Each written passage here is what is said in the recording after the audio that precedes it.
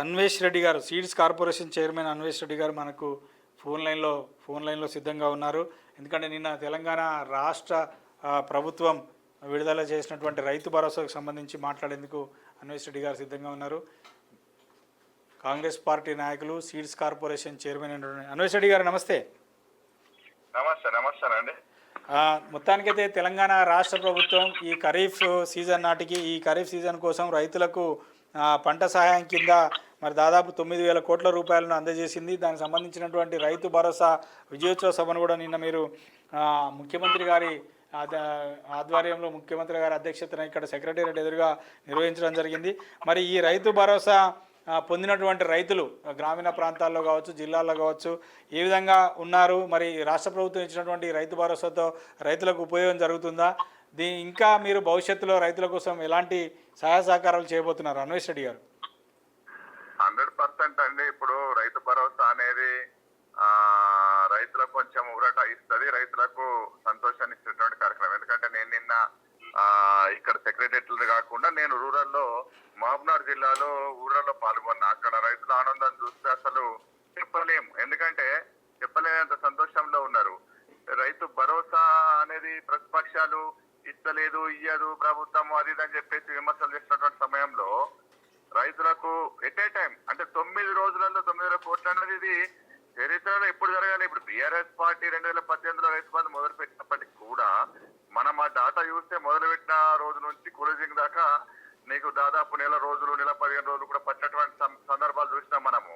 సరే, దాంట్లో ఫోను కానీ ఇప్పుడైతే రైతు భరోసా 9 రోజులలో అందరికీ డబ్బులు పడడం అనేది చాలా ఇది ఎప్పుడు ఎక్కడ జరగనటువంటి విషయం, సంతోషకరమైన విషయం. రెండవది, ఇవాళ రైతు భరోసాతో పాటు గత ప్రభుత్వం రైతు బీమా, రైతు బంధు ఇచ్చి మిగిలినటువంటి అంశాల్లో నిర్లక్ష్యం చేసినటువంటి పరిస్థితి మనం చూసినాం. మనమే అనేక సందర్భాలలో చెత్త పెట్టినటువంటి సందర్భం మీరు ఉన్నారు.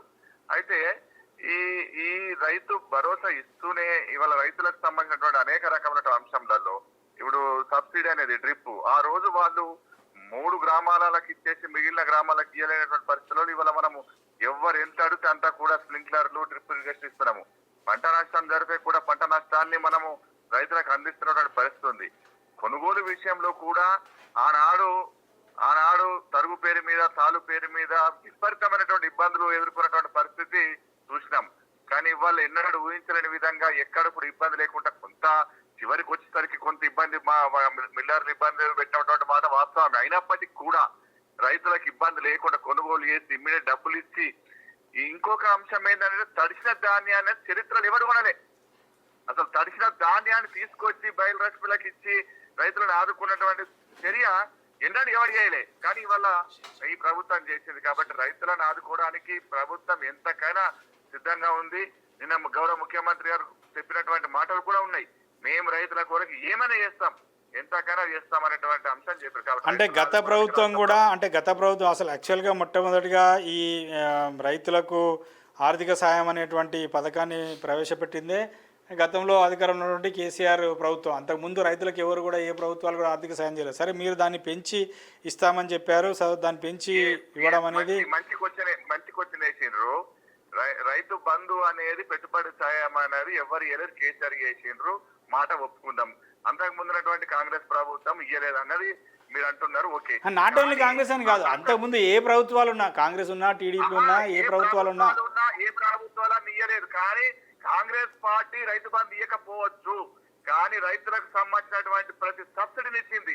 కానీ ఇవాళ రైతు బంధు ఇచ్చిన తర్వాత 2018 నుంచి సబ్సిడీలను ఎత్తేసారు కదా.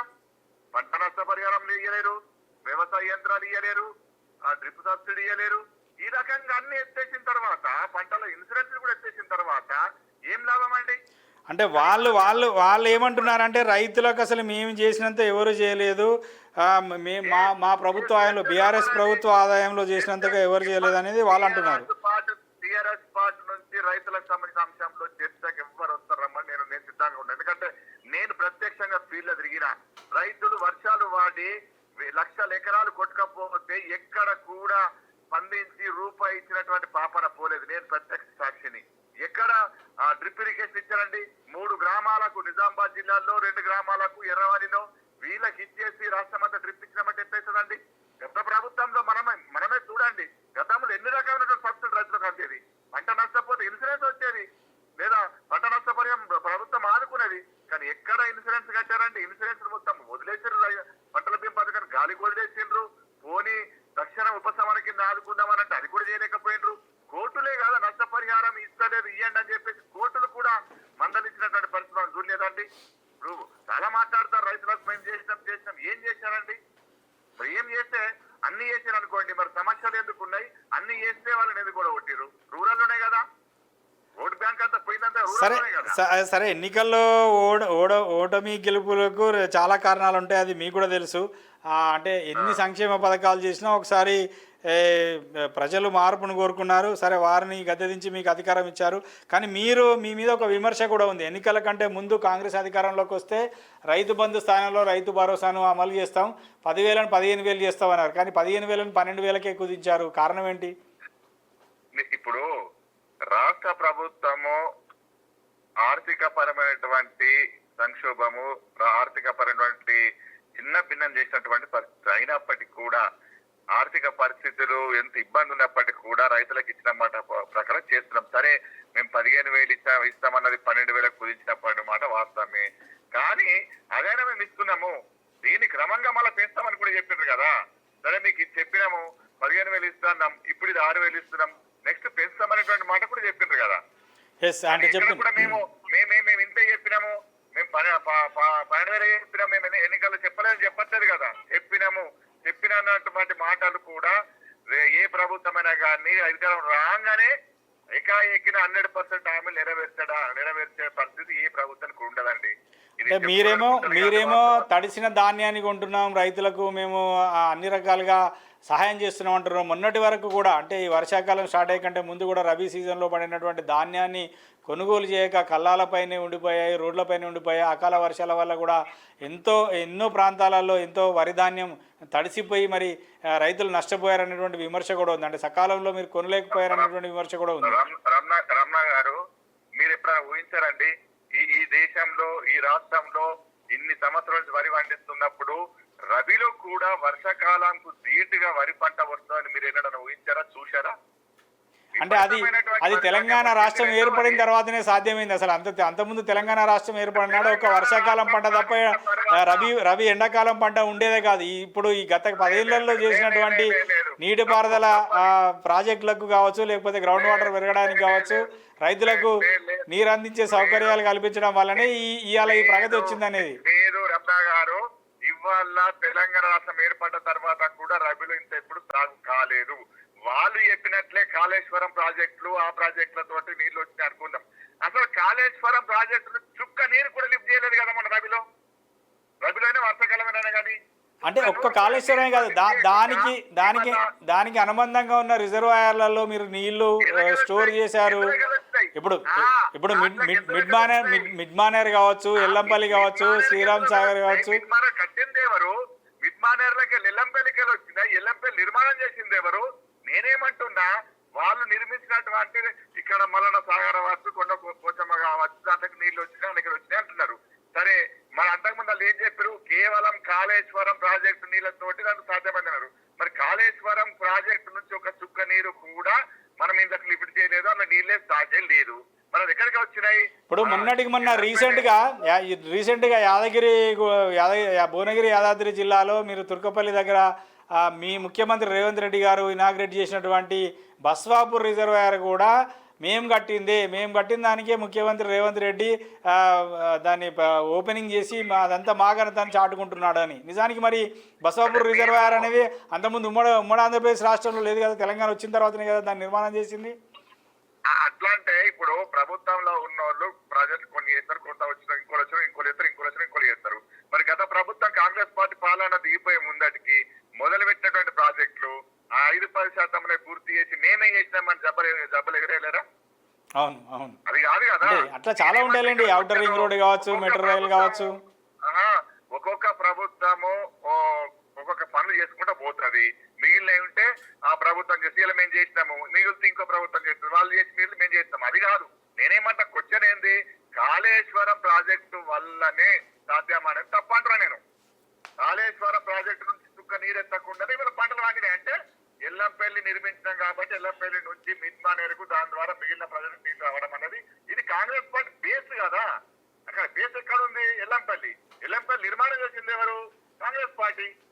సో ఇప్పుడు మీరు రైతులకు అందజేసినటువంటి 9,000 కోట్ల రూపాయలు దాదాపు 64 లక్షల మంది రైతులకు అందజేశామని 64 లక్షల మంది రైతులకు అందజేశామని చెప్తున్నారు. మీరు కాంగ్రెస్ పార్టీ ప్రభుత్వం ముఖ్యమంత్రి రేవంత్ రెడ్డి నాయకత్వంలో పనిచేస్తున్న ప్రభుత్వం ఇచ్చినటువంటి రైతు భరోసాతో రైతులు హ్యాపీగా ఉన్నారా? వాళ్ళకి పెట్టుబడి సాయం అందుతుందా? ఒకటి. రెండవది, విత్తనాలు ఎరువులు సంబంధించి ఈ వర్షాకాలానికి పూర్తి స్థాయిలో రైతులకు అవసరమైనటువంటి అన్ని ప్రాంతాలలో స్టాక్ను మీరు అందుబాటులో ఉంచగలిగారా?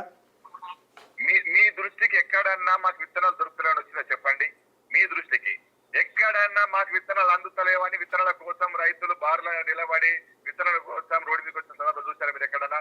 మేము 2 నెలల ముందే, సీజన్ కంటే 2 నెలల ముందే గౌరవ వ్యవసాయ శాఖ మంత్రి గారు నేను కూడా నా రోజు మొత్తం ఈ రాష్ట్రంలో ఎన్ని కంపెనీలు ఉన్నాయి, ఎన్ని విత్తనాలు తయారు చేస్తుండ్రు, ఏ రకం తయారు చేస్తుండ్రు, ఏ జిల్లాలో ఏ రకము, వాళ్ళ డిమాండ్ ప్రకారము మొత్తం ఎక్కడికక్కడ విత్తనాలను సరఫరా చేసి అందుబాటులోకి వచ్చినటువంటి పరిస్థితి మా ప్రభుత్వం.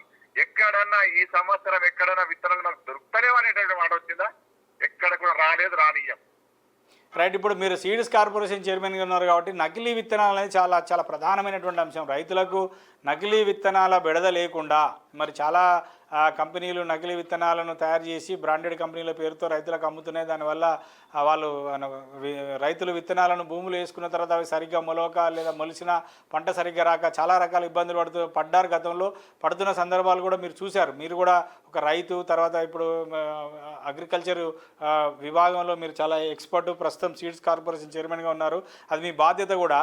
మరి నకిలీ విత్తనాలు తెలంగాణ రాష్ట్రంలో ఎక్కడ కూడా ఉండకుండా కఠినమైన చర్యలు తీసుకునే విధంగా మీరు మీ ప్రభుత్వం నుంచి కానీ మీ కార్పొరేషన్ నుంచి కానీ చర్యలు తీసుకున్నారా? ఇప్పుడు 2 విషయాలండి. దీంట్లో రాజకీయ కోణం పక్కన పెడితే ఒక రైతుగా ఇప్పుడు నకిలీ విత్తనాలు అనేటువంటి సమస్య ఈ రోజు నిన్న మొదలైనటువంటి సమస్య కాదు. గత కొన్ని సంవత్సరాలుగా ప్రభుత్వాలు ఎంత కట్టడి చేసినప్పటికీ కూడా ఏదో రకంలో నకిలీ విత్తనాలు అనేది బయటకు వస్తున్నటువంటి పరిస్థితి ఉన్నది. అయినప్పటికీ కూడా ఎక్కడికక్కడ టాస్క్ ఫోర్స్ తోటి, అగ్రికల్చర్ వ్యవస్థ తోటి ఎక్కడికక్కడ సమిష్టిగా పనిచేస్తూ నకిలీ విత్తనాన్ని ఈ మధ్యన చాలా దగ్గర మనం వాళ్ళని అరెస్ట్ చేసి కేసులు పెట్టి జైలుకు పంపినటువంటి పరిస్థితి చూస్తాం.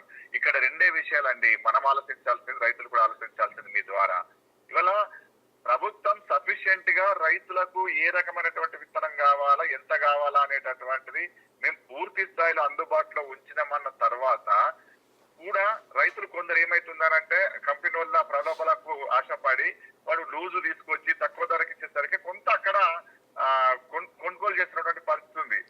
దాంతో నకిలీ విత్తనాలు కూడా వస్తా ఉన్నాయి. కాబట్టి దీన్ని పూర్తిగా ఒక దిక్కు నకిలీ విత్తనాలను అరికడుతూనే రెండో దిక్కు రైతుల్ని కూడా మేము అవగాహన చేస్తున్నాం. మేము ఎక్కడ ఈ మధ్య ఏ జిల్లాలకు కూడా చెప్తా ఉన్నా, మీరు తొందరపడి ఎవడు పడితే వాడి దగ్గర విత్తనాలు కొనకండి. మీకు ఒకవేళ మీకు నచ్చినటువంటి విత్తనం దొరకకపోతే మా దృష్టికి రండి, వ్యవసాయ అధికారి దృష్టికి రండి, ఇచ్చే బాధ్యత మాదని చెప్తా ఉన్నాం.